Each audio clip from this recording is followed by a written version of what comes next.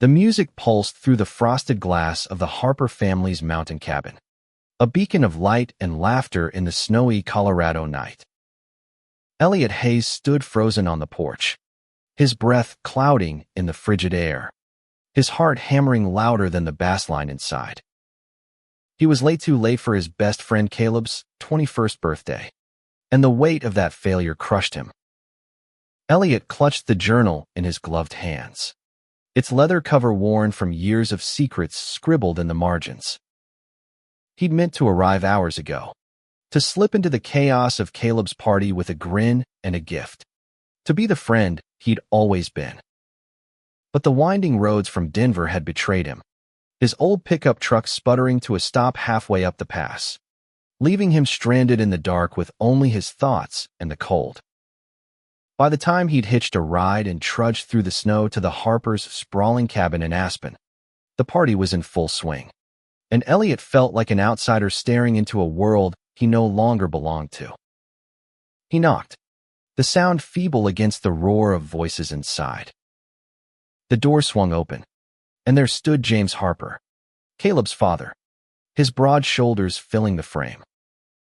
At 45, James was a man carved from the mountains themselves rugged, with silver threading his dark hair and a smile that carried both warmth and weight.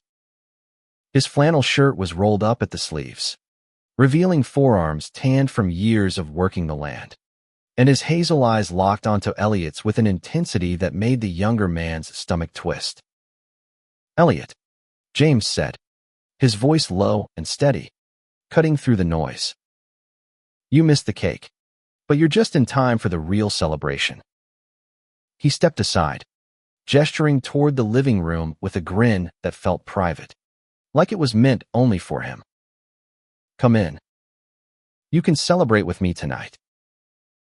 Elliot hesitated, his boots rooted to the porch. He'd known James for years, since he and Caleb were kids running wild through these same mountains, but something in that smile, in the way James's eyes lingered, stirred a feeling Elliot had buried deep. A feeling he'd written about in his journal, in coded words he'd never dared speak aloud. He was 22, a college dropout scraping by in Denver, and James was James. A father, a widower, a man who carried the weight of a life Elliot could only imagine. Yet here he was, inviting Elliot into something unspoken, something dangerous. He stepped inside, the warmth of the cabin enveloping him like a promise. The living room was a blur of faces: college friends, locals, Caleb's cousins from Boulder, all laughing, clinking glasses, swaying to the music. Caleb was somewhere in the crowd, probably drunk and charming everyone with his easy grin, but Elliot's eyes kept drifting back to James. The older man moved through the room with quiet confidence, pouring drinks, clapping shoulders, but always glancing back at Elliot, as if checking he was still there. "You okay?" James asked, appearing at Elliot's side with 2 glasses of bourbon. He handed one over, his fingers brushing Elliot's for a moment too long. "You look like you've seen a ghost." Elliot forced a laugh, sipping the bourbon to hide the heat creeping up his neck. "Just didn't expect to be this late. Caleb's gonna kill me." "Caleb's too drunk to notice," James said, his voice tinged with amusement. "Besides, he's got enough people fawning over him. You're here now. That's what matters." Elliot nodded, but the words felt heavy, like they carried more than they should. He followed James to a quieter corner of the room, near the fireplace where logs crackled and cast shadows on the walls. The journal in his hand felt like a ticking bomb, its pages filled with truths he'd never share, not with Caleb, not with anyone.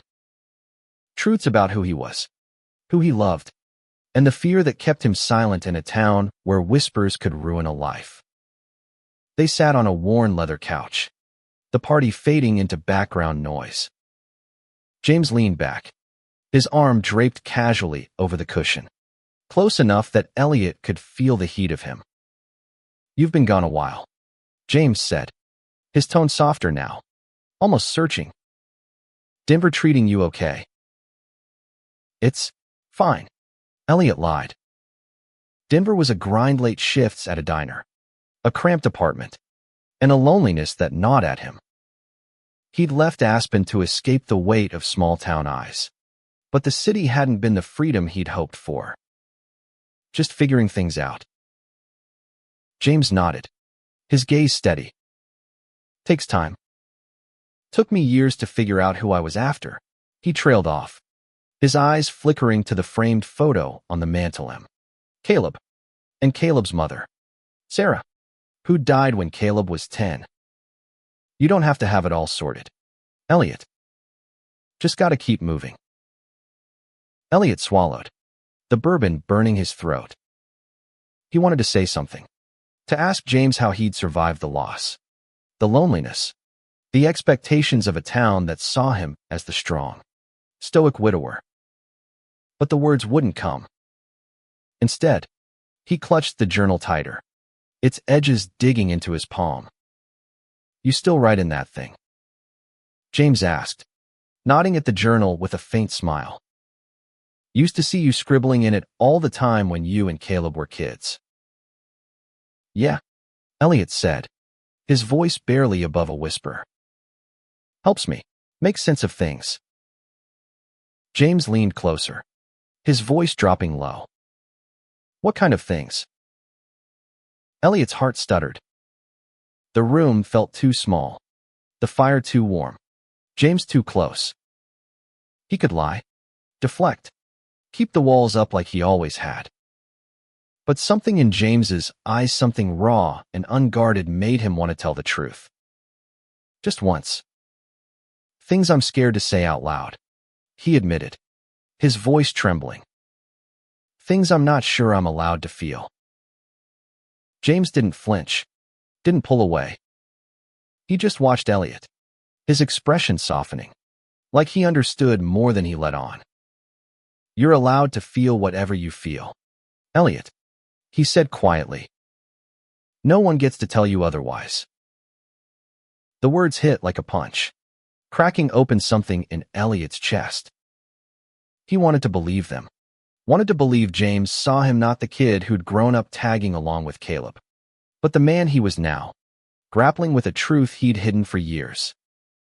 He was gay, and the weight of that secret had kept him running from Aspen, from himself, from the possibility of someone like James. The party roared on, but in that moment, it was just the two of them, the firelight flickering in James's eyes, the unspoken promise hanging in the air. Elliot didn't know what would happen next, didn't know if he had the courage to step into the unknown. But for the first time, he felt seen, and that was enough to keep him there, on that couch, with James Harper's quiet strength beside him. The fire in the Harper cabin popped, sending a spark skittering across the hearth. Elliot's fingers tightened around his bourbon glass, James's words echoing in his mind. You're allowed to feel whatever you feel. He wanted to hold on to that, to let it anchor him, but the weight of the party, the laughter, the clinking glasses, the carefree chaos pressed against his chest, reminding him how out of place he felt. James shifted closer on the couch, his knee brushing Elliot's. It was subtle, accidental maybe, but it sent a jolt through Elliot's body, like a match struck in the dark. He glanced at James, expecting to see that easy, reassuring smile. But instead, James's face was unreadable, his eyes searching Elliot's with a quiet intensity. You don't talk much about yourself anymore, James said, swirling the bourbon in his glass. Used to tell me and Sarah all about your big plans, college, traveling, writing a book someday. What happened to that kid? Elliot's throat tightened. That kid had been full of dreams. Sure, but he'd also been naive, unaware of how the world could chip away at you. He grew up, Elliot said, forcing a smile. Life's not as simple as it looked back then. James nodded, his gaze never wavering. Life's never simple. But you don't have to carry it all alone. The words were gentle, but they cut deep. Elliot had spent so long carrying his secrets, his identity, his fears, the ache for something he couldn't name, that the idea of sharing them felt like stepping off a cliff. He glanced at the journal in his lap, its pages a map of his hidden heart. What would James think if he read it? If he knew the truth about the feelings Elliot had wrestled with since he was 16? Watching James fix a fence in the summer sun, his laughter carrying across the field. Before he could answer, Caleb's voice boomed across the room. Elliot. Dude, where the hell you been? His best friend stumbled over, a beer in one hand, his blonde hair mussed and his grin wide. He was the golden boy of Aspen, charming, athletic, effortlessly loved, and Elliot felt a pang of guilt for avoiding him all night. Got stuck on the pass, Elliot said, standing to meet Caleb's half-drunken hug. Sorry, man. Happy birthday. Caleb waved it off, slinging an arm around Elliot's shoulders. You're here now? That's what counts. Come on. You gotta do a shot with me. Dad, you in? James raised his glass, his smile returning but softer, almost wistful. I'll let you boys have your fun. Don't break anything. Caleb dragged Elliot into the crowd, the music swallowing them. Shots were poured, laughter erupted, and for a moment, Elliot let himself get swept up in the chaos. He danced, he drank, he shouted along to songs he barely knew. But his eyes kept finding James standing by the bar, talking to a neighbor, or leaning against the wall, always watching, always there. Each glance felt like a tether, pulling Elliot back to that quiet corner by the fire. Hours later, the party began to thin. Guests trickled out into the snowy night, and Caleb passed out on a couch, snoring loudly. Elliot, buzzed but not drunk, found himself back by the fireplace, the journal still in his hand. The cabin was quieter now, the energy softer, and James was there, stacking empty glasses, his movements steady and deliberate. You didn't have to stay, James said, glancing over with a half-smile. Most folks would have bailed after missing half the night. Didn't want to miss it all, Elliot said, his voice low. He hesitated, then added, didn't want to miss you. The words slipped out before he could stop them, raw and unguarded. James froze, a glass in his hand, his eyes locking onto Elliot's. For a moment, neither of them spoke, the crackle of the fire the only sound. Then James set the glass down and crossed the room, stopping just close enough for Elliot to smell the bourbon and pine on him. Careful, Elliot, James said, his voice a low rumble. You say things like that, and I might start thinking you mean them. Elliot's heart pounded, his pulse loud in his ears. Maybe I do. James's expression shifted surprise, then something deeper, something hungry. He stepped closer, his hand brushing Elliot's arm, and for a heartbeat, Elliot thought he might lean in, might close the distance between them. But then James pulled back, his jaw tight, his eyes conflicted. You're Caleb's friend, James said, almost to himself. You're young. This isn't. Don't. Elliot cut in, his voice sharp. Don't tell me what this is or isn't. I'm not a kid, James. I know what I feel. James stared at him, the weight of years-off loss, of duty, of a life spent being what others needed etched into his face. And what do you feel? He asked, his voice barely above a whisper. Elliot opened his mouth, but the words caught. He wanted to say everything to confess the years of quiet longing, the nights spent imagining a life where he could be himself, where he could be with someone like James. But fear clawed at him, the same fear that had kept him silent in this town, in this life. Instead, he opened the journal, his hands trembling, and held it out. "Read it," he said, "if you want to know." James took the journal, his fingers brushing Elliot's again, and the touch lingered. Electric. He didn't open it. Not yet. But he held it like it was something precious. Something fragile. "You sure about this?" he asked. Elliot nodded, his throat tight. "I'm sure." James's eyes softened, and he stepped closer, his voice low and steady. "Then we'll talk. Tomorrow. When the house is quiet, and it's just us." Elliot's breath hitched.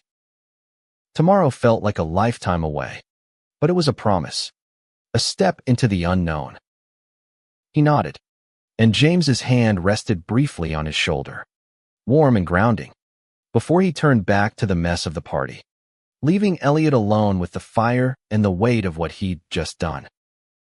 The morning after the party dawned cold and gray, the Colorado mountains cloaked in mist. Elliot woke on the Harper's guest room couch, his head pounding from bourbon and the weight of last night's confession. The journal was gone, left in James's hands, and the absence of it felt like a missing limb. He lay there, staring at the wooden beams of the ceiling, replaying every word, every glance. Had he gone too far? Handing over the journal was like handing over his soul, its pages filled with raw, unfiltered truths, his fears of being out in a town like Aspen, his longing for connection, his quiet, aching feelings for James. What if James read it and saw him differently? What if he saw him at all? The smell of coffee pulled him from his thoughts. He shuffled into the kitchen, where James stood at the counter, pouring 2 mugs. He was in a faded gray t-shirt and jeans, his hair still damp from a shower, and the sight of him so ordinary, so steady, made Elliot's chest ache. "Morning," James said, sliding a mug across the counter. His voice was calm, but his eyes held a question. "Oh, wait. Sleep okay?" "Barely," Elliot admitted, wrapping his hands around the mug. "You?" James chuckled, a low, warm sound. "Not much. Had some reading to do." Elliot's stomach dropped. "You read it?" James nodded, his expression unreadable. "Some of it. Enough to know you're braver than you think." Elliot's face burned. He wanted to ask what James thought, what he felt, but the words stuck. Instead, he sipped his coffee, the silence stretching between them, heavy with possibility. "Caleb's still out cold," James said, breaking the tension. "Figured we could take a walk. Clear our heads. Talk." Elliot nodded, his heart racing. They bundled up in coats and scarves, stepping out into the crisp morning air. The Harper property stretched wide, a mix of pine forest and open fields, the mountains looming in the distance. They walked in silence at first, their boots crunching through the snow, the world quiet except for the occasional bird call. Finally, James spoke. "Your journal, it's honest. Raw. I didn't expect that." Elliot's breath caught. "Is that bad?" "No," James said quickly, stopping to face him. "It's real. You wrote about things I've felt, things I've buried for years. After Sarah died, I thought that part of meth, part that feels, that once was gone. But reading your words," he trailed off, his eyes searching Elliot's. "It woke something up." Elliot's heart pounded. "What are you saying?" James stepped closer, his voice low. "I'm saying I see you, Elliot. Not just as Caleb's friend, but as you. And it scares the hell out of me, because I'm too old for you, too tied to this town, too everything. But I can't stop thinking about you." The confession hung in the air, raw and unguarded. Elliot's breath hitched, his mind racing. He'd dreamed of this, written about it in secret, but hearing it from James real, tangible, standing in the snow felt like the world shifting under his feet. I'm scared too, Elliot admitted, his voice trembling. But I don't care about the age thing, or the town, or any of it. I want to be honest. With you. James's hand reached out, brushing snow from Elliot's shoulder, and the touch lingered, warm despite the cold. Then let's be honest, he said. But we gotta be careful. Caleb, the town, they won't understand. Elliot nodded, the weight of that truth settling over him. Aspen was small, its gossip sharp, its judgments sharper. Being out here could mean losing everything: friends, family, the life he'd known. But standing there, with James's hand on his shoulder, he felt a spark of courage he hadn't known he had. They walked back to the cabin, the silence between them softer now, filled with unspoken promises. Inside, Caleb was awake, nursing a hangover and oblivious to the shift that had happened. You guys look serious, he joked, grabbing a coffee. What's up? Just catching up, James said smoothly, but his eyes flicked to Elliot. A secret shared. The day passed in a blur of cleanup and small talk, but Elliot's mind was elsewhere, replaying James's words, the touch of his hand. By evening, Caleb suggested a bonfire, a smaller gathering with a few lingering friends. As the flames roared, Elliot sat across from James, the firelight casting shadows on his face. Their eyes met through the sparks, and Elliot felt a pull, the connection, the terrifying, beautiful possibility of what could be. But as the night wore on, a new tension crept in. One of Caleb's friends, a local named Travis, kept watching them, his eyes narrow, his comments sharp. You sticking around this time, Elliot? He asked, his tone edged. Or you gonna run back to Denver and leave us small-town folks behind? Elliot forced a laugh, but the words stung. Travis had always been suspicious, quick to judge, and Elliot wondered how much he'd seen, how much he guessed. James's jaw tightened, but he said nothing, just poked at the fire with a stick, the flames flaring higher. As the group dispersed, James caught Elliot's arm. Watch out for Travis, he murmured. He talks too much. Elliot nodded, his stomach twisting. The world was already closing in, and they'd barely begun. The bonfire's embers glowed faintly as the last guests left, their laughter fading into the night. Elliot lingered by the fire, his breath visible in the cold, his mind racing with James's warning about Travis. The weight of their secret felt heavier now, like a storm cloud gathering over the mountains. James appeared beside him, tossing a log onto the fire. You okay? He asked, his voice low, meant only for Elliot. Yeah, Elliot lied, his eyes on the flames. Just thinking. James nodded, his shoulder brushing Elliot's as they stood side by side. About Travis. Or us. Both, Elliot admitted. He glanced at James, the firelight carving shadows across his face, making him look both strong and vulnerable. What happens if someone finds out? If Caleb finds out? James's jaw tightened, and for a moment, he looked older, worn by years of carrying burdens alone. Caleb's my son. I'd do anything for him. But this, he gestured between them, a small, almost helpless motion. This is new, and I don't know how to navigate it without hurting him. Elliot's chest ached. He'd grown up with Caleb, shared secrets and dreams, but this was one truth he couldn't share not yet. I don't want to hurt him either, he said. But I don't want to hide forever. James's hand found his, hidden in the shadows. A brief, grounding squeeze.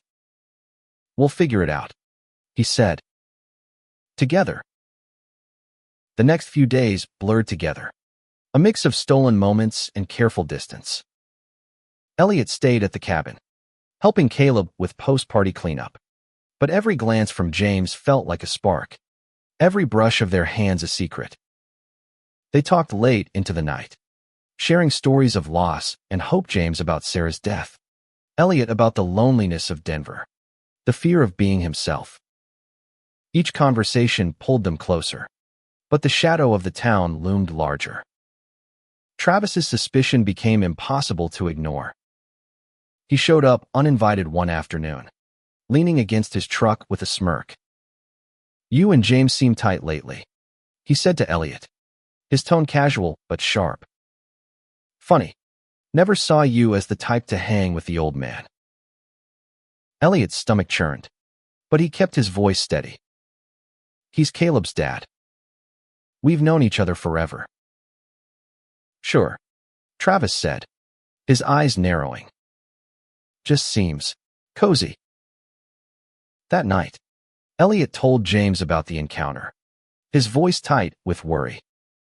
They were in the barn, away from the house, the air thick with the smell of hay and pine. James listened, his face grim. Travis has a big mouth, he said. Always has. If he starts talking, it could get messy. Messy how? Elliot asked, though he knew the answer. Aspen was small, its community tight-knit but unforgiving. A rumor like this about James, the respected widower, and Elliot, the kid who'd left town, could ripple out, destroying reputations, fracturing families. James ran a hand through his hair, his frustration palpable. I've lived here my whole life. I know how people think. They'll judge. They'll talk. They'll make it ugly. But I'm not ashamed of this. Of us. Elliot's breath caught. You mean that? James stepped closer, his hand cupping Elliot's face, rough and warm. I mean it, he said, and then he kissed him slow, tentative, like he was testing the weight of his own courage. Elliot melted into it, his fears dissolving in the warmth of James's touch, the world narrowing to just the two of them in the quiet of the barn. But the moment was fleeting. A creak from the barn door made them pull apart, hearts pounding. Caleb stood there, his face a mix of confusion and shock. What the hell? He said, his voice raw. Dad. Elliot. Elliot's stomach dropped, his voice gone. James stepped forward, his hands raised, but Caleb was already backing away, his eyes wide with betrayal. You're, what? Together. Behind my back. Caleb. Listen, James started, but Caleb cut him off. No. I can't. I need to think.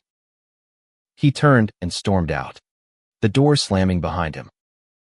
Elliot's knees buckled, and he sank onto a hay bale, his head in his hands. This is my fault, he whispered. I should have stayed away. James knelt beside him, his hand on Elliot's shoulder. It's not your fault, he said firmly. We didn't choose this to hurt him. But we can't undo it now. We face it. Elliot looked up, tears stinging his eyes. How? He's your son.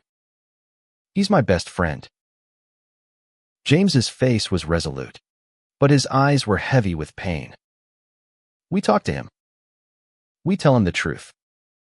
And we hope he understands. They spent the night apart. Elliot in the guest room, James in his own, the house silent except for the creak of floorboards. Elliot barely slept, his mind replaying Caleb's face, the hurt in his eyes. By morning, Caleb was gone, his truck missing from the driveway. A note on the kitchen table read, "Need space. Don't follow me." Elliot's heart sank. He'd come to celebrate his friend's birthday, to reconnect, and instead, he'd fractured everything. James stood by the window, staring out at the mountains, his shoulders tense. "He'll come back," he said, but his voice lacked conviction. "We need to find him," Elliot said, his voice shaking. "We need to make this right." James turned, his eyes meeting Elliot's. "We will," he said. "But first, we need to be sure. About us. Because if we're doing this, Elliot, we're doing it for real. No hiding." Elliot nodded, his heart pounding with fear and hope. "For real," he said, and in that moment, he knew there was no going back. The Colorado mountains loomed silent and vast as Elliot and James drove through the winding roads, searching for Caleb. The note he'd left needed space. "Don't follow me" burned in Elliot's mind, but they couldn't leave things broken. Not like this. The truck's engine hummed, the only sound between them as they navigated the snowy passes, each mile heavy with unspoken fears. They found Caleb at a diner on the edge of town, his truck parked crookedly outside. He sat in a corner booth, staring into a coffee mug, his face pale and drawn.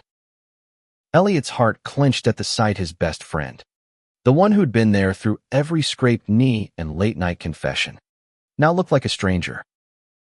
James slid into the booth across from Caleb, Elliot beside him. "We need to talk," James said, his voice steady but soft. Caleb's eyes flicked up, hard and guarded.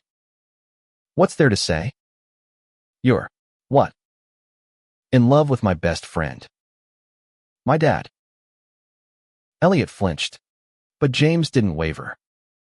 "I don't know what this is yet," he said, "but it's real. And I'm not going to lie to you about it." Caleb's jaw tightened, his hands gripping the mug. "You lied by not telling me. Both of you. How long has this been going on?" "It hasn't," Elliot said, his voice raw. "Not until this weekend. I swear. Caleb, I didn't come here planning this. It just happened." Caleb's laugh was bitter. "Happened? You think that makes it okay? You're my friend, Elliot. He's my dad. This is messed up." James leaned forward, his voice low but firm. "I know it's hard, Caleb. I know it feels like a betrayal. But I've spent years putting everyone else first, you. This town, Sarah's memory. And I don't regret that. But Elliot," he glanced at Elliot, his eyes softening. "He makes me feel alive again. And I can't apologize for that." Elliot's throat tightened, tears threatening to spill. He wanted to reach for James, to anchor himself, but Caleb's pain held him back. "I'm sorry we hurt you," Elliot said. "I'd do anything to take that back. But I can't change how I feel. I've been hiding who I am for years. Caleb, you know that better than anyone." Caleb's eyes softened, just for a moment, and Elliot saw a flicker of the friend he'd always known. "You could have told me," Caleb said, his voice breaking. "You didn't have to go behind my back." "You're right," Elliot said. "I was scared. I've always been scared. But I'm tired of it. I want to be honest with you. With myself." The diner was quiet, the hum of conversation fading into the background. Caleb stared at his coffee, his shoulders slumped. "I need time," he said finally. "I don't know how to deal with this. But I don't hate you. Either of you." James reached across the table, his hand resting near Caleb's, but not touching. "Take all the time you need," he said. We're not going anywhere. Caleb nodded, his eyes still downcast, and they left him there, the weight of the conversation lingering like snow in the air. Outside, Elliot leaned against the truck, his breath shaky. "Do you think he'll come around?" he asked. James's hand found his, warm and steady. "He will. He's hurting, but he loves us. That's what matters." The days that followed were a delicate dance. Caleb stayed distant, crashing with a friend in town, but he didn't cut them off completely. Elliot and James kept their distance too, giving him space, but they leaned into each other. They spent evenings by the fire, talking about everything and nothing: dreams, fears, the future. James showed Elliot old photos of Sarah, sharing stories of their life together, and Elliot opened up about his struggles in Denver, the loneliness that had driven him back to Aspen. One night, as snow fell outside, James pulled Elliot close, his lips brushing his forehead. "I want this," James said, his voice rough with emotion. "You. Us. Whatever it takes." Elliot's heart swelled, the fear still there, but quieter now, drowned out by the warmth of James's arms. "Me too," he whispered, and they kissed, slow and certain, the world falling away. A week later, Caleb came back. He stood in the doorway of the cabin, his expression guarded but softer. "I'm not okay with everything," he said. "Not yet. But I don't want to lose you. Either of you." Elliot's eyes stung, and he crossed the room, pulling Caleb into a hug. "You won't," he said. "I promise." James joined them, his hand on Caleb's shoulder, and for the first time, Elliot felt a fragile hope. The town would talk. Travis had already started whispers, and the looks at the grocery store were sharper now, but they'd face it together. They weren't alone anymore. As spring crept into the mountains, Elliot decided to stay in Aspen. He found a job at a local bookstore, started writing again, his journal filling with new stories, not of fear, but of love, of courage, of a life he was finally building. James was there, steady and strong, and Caleb was there too, slowly rebuilding their friendship, one awkward conversation at a time. One evening, as they sat by the fire, James took Elliot's hand, his smile warm and unguarded. "You missed Caleb's party," he said, his voice teasing but soft. "But I'm glad you stayed to celebrate with me." Elliot laughed, his heart full. "Best party I ever missed," he said, and in that moment, surrounded by the mountains and the people he loved, he knew he'd found his place, his truth, his home.